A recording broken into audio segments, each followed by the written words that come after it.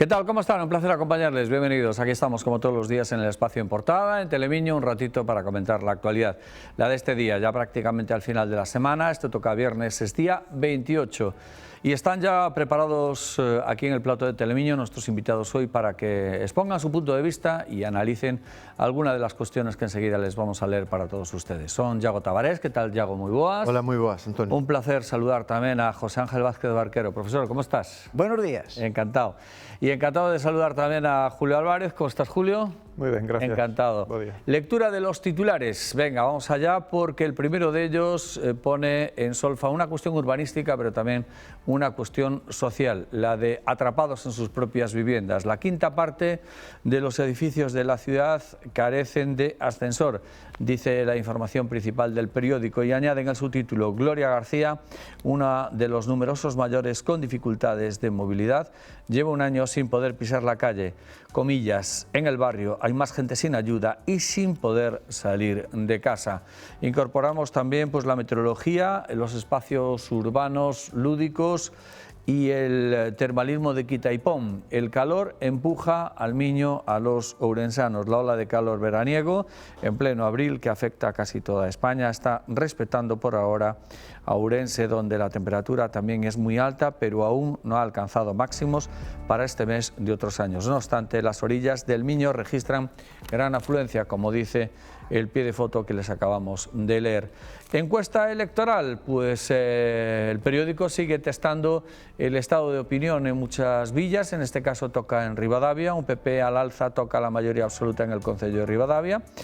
Podría recuperar la alcaldía por la bajada de PSOE y Ribeiro en Común. Lectura de más noticias, comenzando por: ordenan repetir el juicio que exculpó de abusos al portero del Zaragoza Ratón.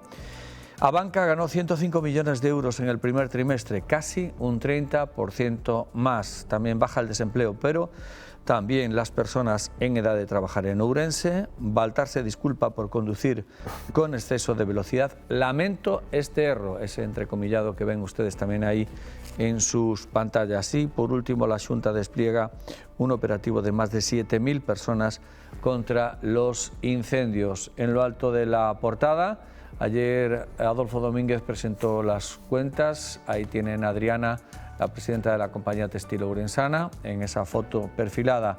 En el título, Adolfo Domínguez factura 114 millones de euros y entra en beneficios. Hoy con el periódico, dos ejemplares. En primer lugar, la revista, que rescata pues una figura singular y muy popular, la de Cuco de Belle, y por otra parte entramos en un fin de semana lúdico, festivo, pero también de exaltación y de promoción de los vinos de Ribeiro. Feira do Viño, ahí lo tienen, todo ese elemento promocional que rescata pues lo que se puede leer en el periódico. Esa es la portada. Y a partir de ahora, como siempre, los comentarios. Vamos a incorporar como primer elemento de análisis y de comentario la cuestión de la situación urbana y de la cantidad de gente que vive en edificios sin ascensor y, por lo tanto, una vez que se hacen mayores y tienen movilidad reducida, o sencillamente que en un piso sin ascensor puede vivir una pareja joven que tenga un niño y que tenga dificultades pues, para deambular con la silla de arriba abajo, que tenga un esguince y que por lo tanto tenga dificultades para salir a la calle. Bueno, una escenografía urbana que probablemente les suene a todos ustedes y desde luego también a nuestros invitados hoy. Abrimos ronda. Yago, ¿qué te parece esta situación? Bueno, me parece unha situación tráxica. De feito, hoxe, lamentablemente concorre en que era unha situación que padecía o pai dun amigo que hoxe ven no xornal a sección Esquelas, pero sí, pero bueno, vivía efectivamente nun cuarto sin ascensor e por os problemas de mobilidade, pois vivía atrapado, non? El e toda a familia. Como? Si levaba tempo. Levaba tempo sin sair, bueno, claro, menos cando tiña que ir a hospital e todas estas cousas, pero sí, con unha calidade de vida triste. Isto é consecuencia, bueno, pues de a falta de renovación e de planificación da trama urbana, non? E entonces, pues hai unha situación a mellor colmatada, pois toda a capacidade de edificabilidade dun determinado terreo. Eso pasaba moito nos edificios das lagoas, que despois, co paso do tempo, claro, os edificios pois van quedando obsoletos, a xente que os habita imos cumplindo, afortunadamente, imos cumplindo anos, e entonces, pois sí que hai que facer unha modificación para aumentar a posibilidades edificatorias, non? O mellor xa acolmatadas, e permitir a instalación dun ascensor. Eu creo que as normas de habitabilidade, pois, a flexibilidade e a inmediatez co que o Concello xestione e tramite ten que ser necesario, porque lle está acontecendo a unha poboación que, como tamén vemos agora, cada vez incrementamos a edade media e cada vez somos maiores, porque a poboación que habita Ourense cada vez somos maiores e os mozos deixan de estar. Cierto. Bueno, José Ángel, tu punto de vista. Bueno, yo creo que hay una normativa vigente que es muy clara. Y yo lo digo porque lo he sufrido en carne propia. Mi madre, que en paz descanse, ya falleció hace bastante tiempo, hace bastantes años, tenía un problema de movilidad y se emplazó a la comunidad de vecinos a instalar un ascensor. Y las instancias judiciales dijeron que había que instalar el ascensor, pues, para garantizar ese derecho a la movilidad que tenía mi madre, que estaba impedida. Y se instaló el ascensor. Otra cosa es que en un momento determinado, en un edificio, pues bueno, no existan las condiciones que permitan, desde el punto de vista técnico, instalar el ascensor. Pero la normativa vigente es muy clara. Entonces, sí, es muy clara, te lo digo porque yo lo he vivido, Thiago. Confundindo dúas cosas. Vamos, yo lo he vivido personalmente. E outra é a propiedade horizontal. No, yo lo he vivido personalmente, así como te lo cuento de literal y ya hace bastante tiempo.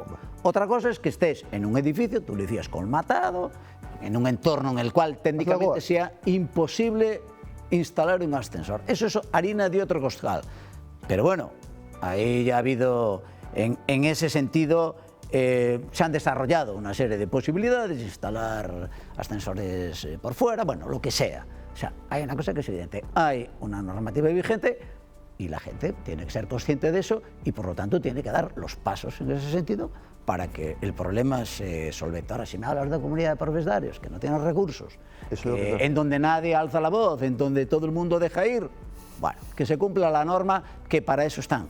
Permíteme un momento, Julio, ¿por qué decías que discrepabas de...? Porque son cosas diferentes. Unha cosa que está falando Barquero é dos problemas ou das circunstancias da comunidade de veciños. É dicir, se se pode ou non obrigar ao establecemento dese ascensor. Digamos, normas de propiedade horizontal. E outro caso, como é o que acontece en moitos dos edificios, nomeadamente das lagoas, é que urbanísticamente dentro non podes, por moito que te empeñes, e por fora non existe autorización administrativa porque xa tes esgotada toda a posibilidade de ocupación, entonces, pero que fas? discrepo de eso. Bueno, podes discrepo de eso porque he hablado sobre el tema ya hace tiempo con técnicos municipales en donde te lo dicen tasativamente. El derecho a la accesibilidad prima. El derecho a la accesibilidad prima. ¿Vale? Otra cosa es que en un momento puntual pues alguien pueda emitir una resolución en contra de ese derecho. Bueno, pero para eso están las instancias judiciales y otros niveles de la administración para recurrir. Pero el derecho de los ciudadanos a la accesibilidad prima, sobre todo si tienes una enfermedad, si tienes un impedimento claro para poder acceder a tu vivienda. ¿O es que estás, digamos, enclaustrado? ¿Hay alguien que haya dicho que tú tienes que...? Pregunto. ¿La comunidad está obligada al reclamar un vecino que tiene movilidad reducida? En el caso de mi madre sí fue. O sea, reclamasteis a reclamó, en principio no todos los vecinos lo veían, reclamó y se instaló. Ojo, mi madre vivía en el primer piso. El edificio no había tenido nunca ascensor. El hueco que había en las escaleras era mínimo, era de 2 cuartas. Era de 2 cuartas. Y hubo que construir, hubo que estrechar las escaleras y construir el ascensor. Porque mi madre tenía ese derecho. Y estoy hablando ya de hace años. Porque ya hace años que... non ves a diferencia entre o que estaba falando eu? No, pero yo te voy a lo mismo. No, te lo digo porque he hablado con técnicos municipales ya hace meses al respecto. El derecho a la accesibilidad prima. Vale. Nada, non sei. Julio. Bueno, estamos falando dun tema crónico. Non é algo que acontece a día de hoxe, é algo que ven acontecendo na cidade desde fai moitísimo tempo. E co agravante de que hai estudios feito por, eu en concreto que coñezo un, feito por un excompañeiro común da Universidade de Vigo, José Ángel, e me de acordar dos apellidos. Yo no fui, ¿eh? No, pero José. no sé si acordas de Ángel, que está ahora, es un discapacitado que montó una asociación de discapacidad, ¿lo conoces a Ángel? No te acuerdas? Es igual.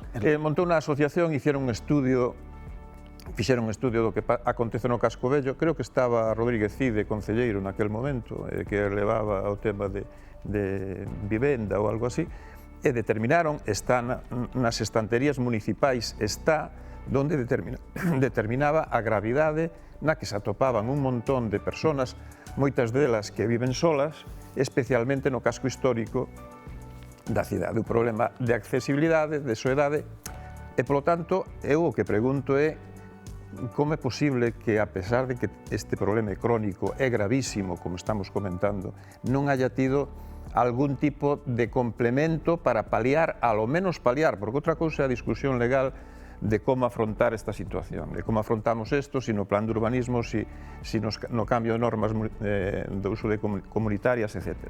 A cuestión é que desde o Concello de Ourense pódese paliar a situación de un montón de familias, que moitas delas que non poden acceder nin ao supermercado, é dicir, non, están totalmente illadas.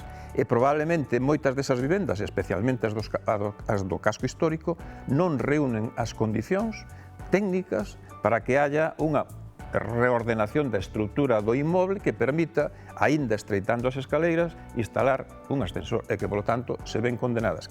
Ademais, con outro agravante, a maior parte destas familias son de rentas baixas, teñen alquileres moi pequenos e, polo tanto, non dispoñen da opción que outros sí teñen de desplazarse a outra parte da cidade donde sí hai ascensor. É dicir, o traballo de campo está feito, está nas estanterías municipais. E o que pido é que os responsables municipais se ocupen deste problema, o poñan sobre a mesa e que se busquen, alo menos, dadas as dificultades do problema, digamos, medidas que axuden a que este problema non sea tan grave como en este momento. Es más, permíteme un inciso.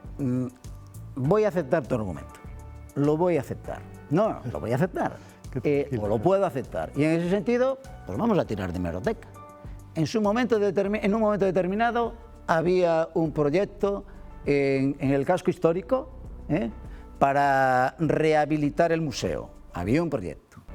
Ese proyecto contemplaba la utilización de una serie de materiales que no permitía el PERI. ¿De acuerdo? Sin embargo, el proyecto estaba avalado, tenía todas las bendiciones del Ministerio de Cultura.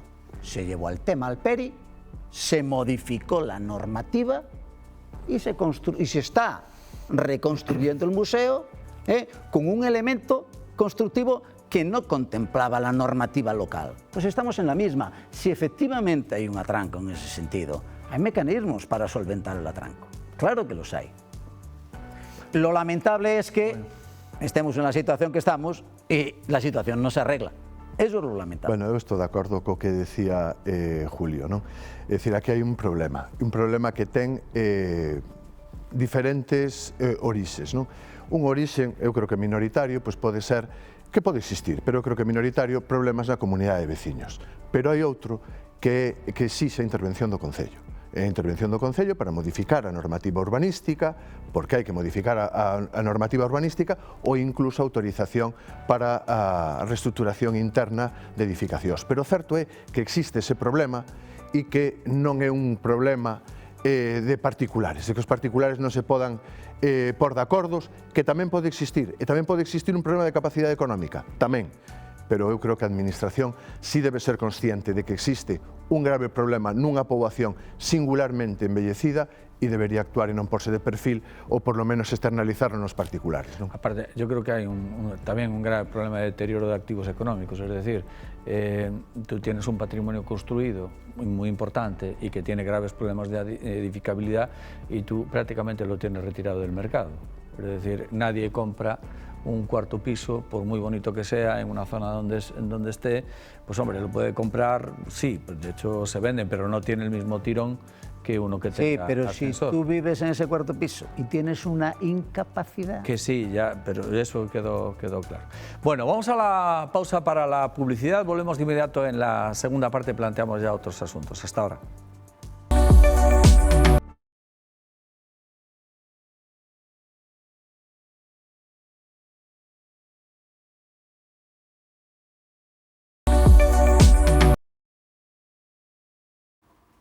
De nuevo con todos ustedes, estamos en la segunda parte del programa. Hoy estamos charlando sobre la actualidad de este viernes con Yago Tavares, José Ángel Vázquez Barquero y Julio Álvarez. Dejamos ya la cuestión de los ascensores y vamos a plantear un asunto que ha tenido y sigue teniendo bastante recorrido desde el punto de vista político, institucional y como ustedes quieran llamarlo.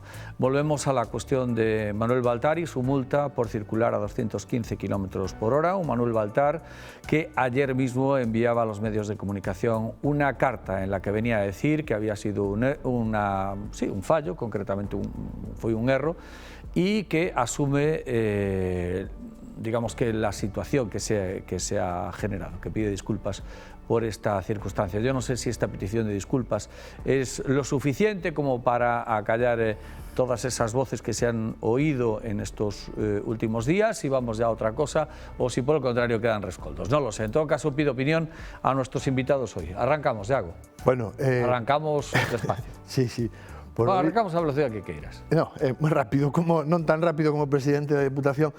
Mira, hai dúas cousas. Por lo visto, por as informacións de outros medios, en este caso da cadena SER, dista moito de ser un feito puntual. Esta tanto a utilización conducindo el de un coche oficial como da pouco respeto ás normas de circulación, pois creo que ten acontecido 10 veces nos últimos anos. Por tanto, non é un feito puntual, sino unha maneira de conducirse, non? Como diría Matías Prats. Pero, en todo caso, aparte desto, que eu creo que é grave, porque hai determinados comportamentos que teñen que ser exemplares, e porque a seguridade viaria é importante, eu creo que é unha maneira, unha sensación, unha maneira de actuar por a sensación de impunidade que ten. Eu esta semana o debatíamos no Parlamento, non? Puñamos de manifesto porque pedíamos a Xunta que en competencias estatutarias e respetando a autonomía financiera das entidades locais fixera algo coa contratación a dedo da Diputación de Ourense. Por qué?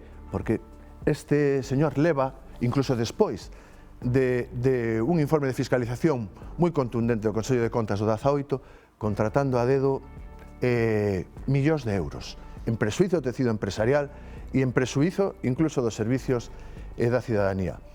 E bueno, en eso, e sigue igual, con esa sensación de impunidade, e sigue a sensación de impunidade na contratación de persoal, e sigue na sensación de impunidade porque se sabe impune, porque os primeiros en exixirlle contas que terían que ser os da súa propia organización, pois non lle piden nada.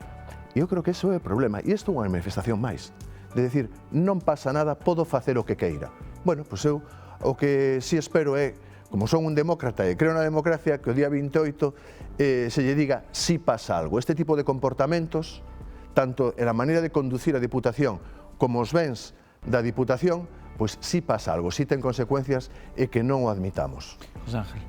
Bueno, como sabéis, hoy tuvimos una rueda de prensa para hablar de otras cuestiones y, digamos, el reportero, redactor de la SER, le hizo una pregunta a nuestro candidato en este sentido, ¿no? Bueno, ¿qué opina usted de esta situación?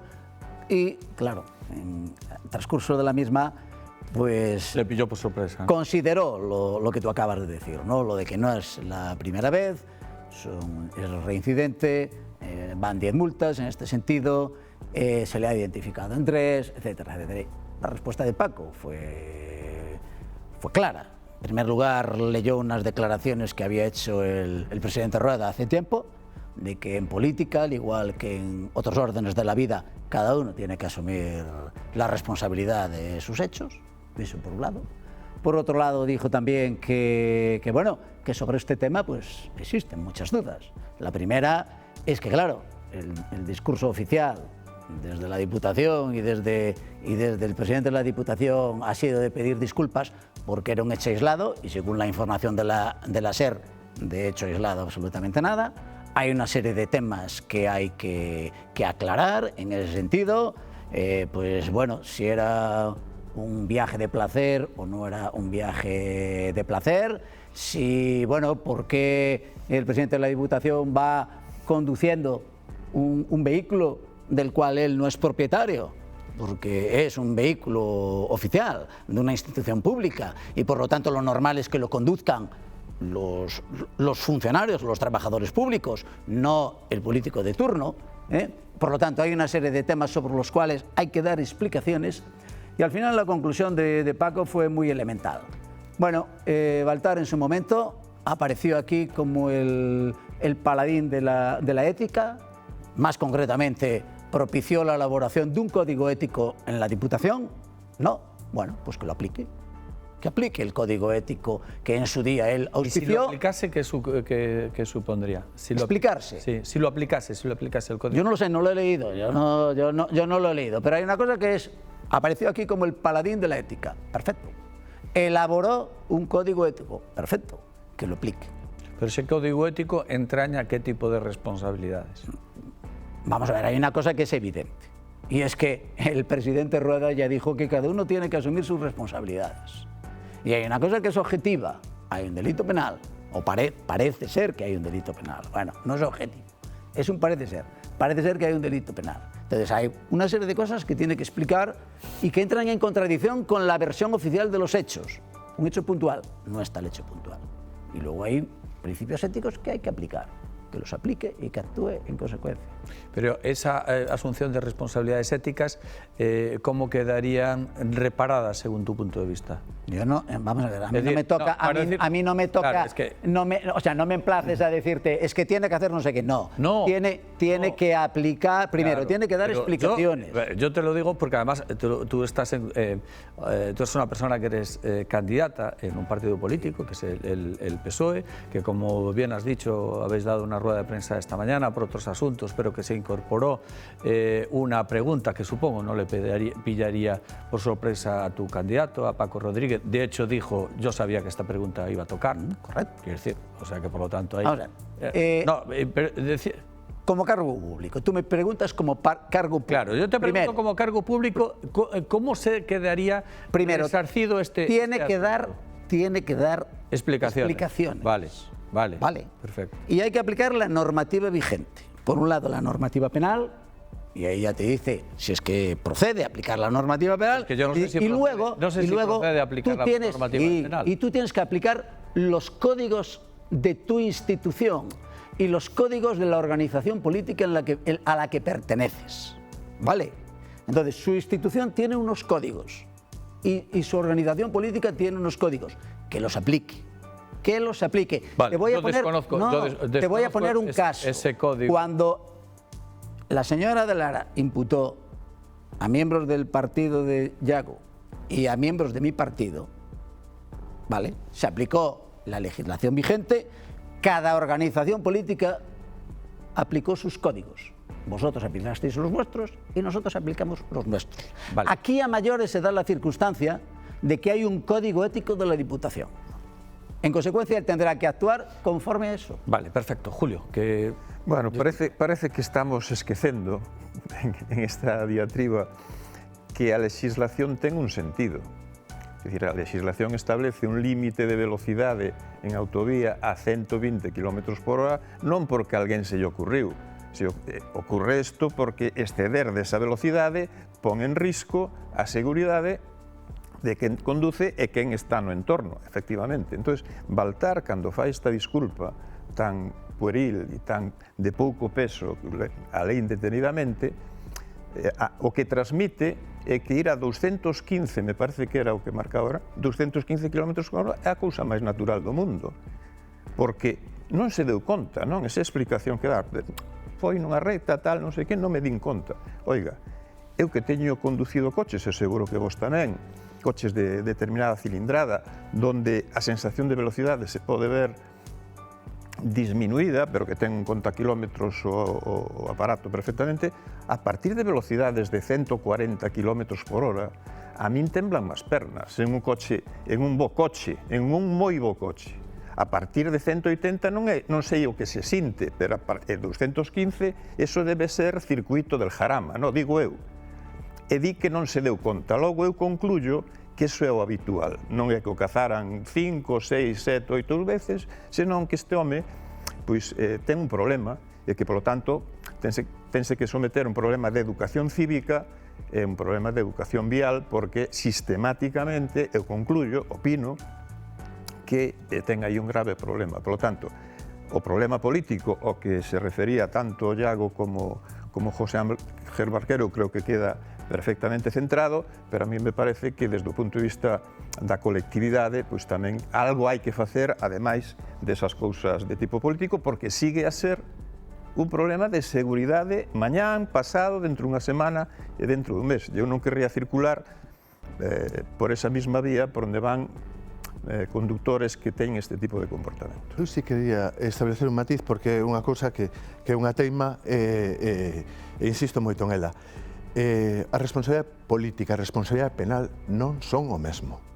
A responsabilidade política, creo, e a ética política ten que ser moito máis exixente que a responsabilidade penal. Agora, si é infracción ou é só multa, si o marxe de erro do cinemómetro de 5 ou 7% é o relevante, pois pode ser penalmente relevante, pero para o comportamento, para a ética dese comportamento, me parece absolutamente irrelevante. Estou de acordo no que a seguridade viaria se refire ao que falaba Julio, é un comportamento de conducirse dun xeito moi imprudente. Non sei se esa imprudencia chega a ter repercusión penal ou non, pero esa maneira de conducir a institución, de tratar os bens públicos, a mí me parece que non é admisible. E sobre todo vendo como vai a provincia. É dicir, falamos de que esa maneira de conducirse non só é no vehículo, sino tamén é na contratación e na xestión. E iso non é admisible. Se pode tapar como se pode tapar, pero as cifras da provincia de Ourense están aí. E carai, debemos de preocuparnos algunha vez por Ourense. Porque, e é certo, no Parlamento de Galiza eu co compañero de escano moitas veces, cada vez que se menciona Ourense é porque estamos a cola de algo. É como arma revoladiza. É terrorífico. E hoxe podemos analizar a enquisa da población activa, da EPA. Ourense encabeza as cifras peores de taxa de actividade. Carai, chega un momento en que non podemos estar no regate corto.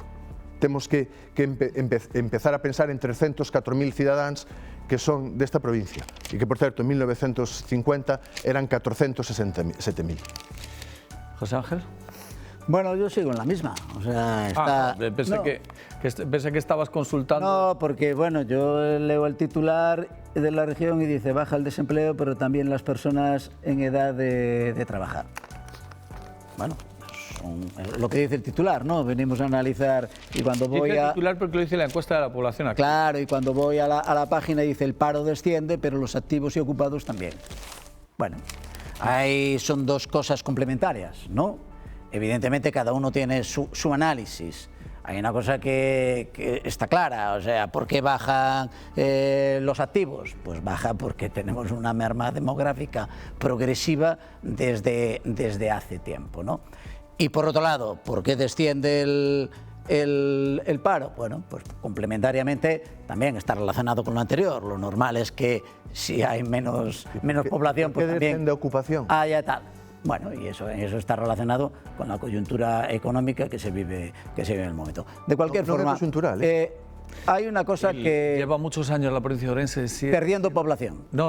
Ocupación. Sí, pero eso está relacionado, primero, con la pérdida poblacional. Lo normal es que si pierdes población, pierdas población activa y pierdas actividad. Una cosa está relacionada con la otra. Ocupación. Y evidentemente, sí, pero estamos hablando de volúmenes absolutos. O sea, si pasamos si pasamos de 100.000 habitantes a 50.000, lo normal es que el nivel absoluto de ocupación también caiga. Tú estás hablando de valores absolutos, estamos hablando que las tasas, como sabes mejor que yo, que eres profesor de esto, son valores relativos. Y la tasa de ocupación de Ourense, es decir, aquellos que estando en condiciones de trabajar lo están, es la más baja de todo el Estado. En consecuencia. Y esto, escucha, esto no es una cuestión de Sánchez ni de Rajoy, no es una cuestión de Aznar o de Felipe González. Es una cuestión endémica y estructural ya en la provincia. Claro que es una cuestión endémica y estructural. A lo que voy, está relacionado con la merma demográfica, porque es evidente que eso te resta capacidad de, y por otro lado, que es que esta provincia y esta ciudad José Ángel, perdón. no reacciona ante la Julio, situación en la que está. Hoy pareces del grupo mixto, hablas menos que nadie. Sí. Perdón. Vamos a ver, aquí yo miro, Sí. hay tres indicadores que podemos ver en España, en Galicia e en Ourense. Podemos ver tres indicadores. Población ocupada según la EPA, población parada según el INE, según el Instituto Nacional de Empleo o lo que digan las oficinas correspondientes de las comunidades autónomas. Bueno, hablamos de paro registrado, pues es otro indicador. Empleo, población activa y población parada. Son tres indicadores que tienen fuentes diferentes de medirse y formas diferentes de medirse. Y puede darse de que suba la población activa, baje, es decir, pueden combinarse de manera diferente. A veces uno sube, un indicador sube y baja. La desgracia para Ourense es que os tres indicadores dicen lo mismo, los tres. A tasa de actividade, población activa descende desde fai moitísimo tempo, a población parada oscila, pero casi sempre en sentido negativo, temos cada vez máis parados, e a población ocupada tamén descende sempre en sentido... Es decir, temos os tres indicadores que poden orientarnos sobre o que está pasando no mercado de traballo e sobre o que está pasando coa población. Podíamos ir a número de habitantes tamén como outro indicador. En Galicia compórtanse de un determinado maneira. En España non podemos esquecer, e xa remato, que neste ano se crearon casi 400.000 empregos. Ourense perdeu 1.500 ocupados. El tema que me apuntabas de la población activa. Es que nos vamos. Sí, un punto. La población activa está relacionada con el envejecimiento de tu población. Pero En consecuencia, si yo pierdo efectivos y además mi población pasa a estar más envejecida, un dato. mi población activa cae. non Estoy é a merced de los tertulianos. Y relativos. Non é Estoy a merced por de levar los a contraria, pero eu creo que hai unha cosa. Ourense perde poboación porque perde emprego. E como non hai emprego, a xente marcha. Entonces perdemos poboación. Bueno. Non é a inversa. Creo eu, respetando... He dicho que están relacionados, no he dicho la causalidad. Debate apasionante, quedáis citados para volver. Y te pido perdón, Julio, porque hoy hablaste menos. Hai que dejar a los candidatos. No, candidato tú, no, que yo sepa. Segundo, reserva. Buah, pues entonces, eso, puede salir convocado en cualquier momento. Bueno, lo dejamos aquí por razones de tiempo, como siempre, no por razones de interés informativo, pero la tele es así. Gracias, Yago. Muchas gracias a vos. José, un placer. Cuídate mucho. Hasta la próxima. Gracias, Julio. Hasta la próxima. A ver si ya pasaron las elecciones y se normaliza. Exactamente. Buen fin de semana, el día 1, lunes festivo. Permítanos, nos lo tomamos. Volvemos el martes a disfrutar, amigos.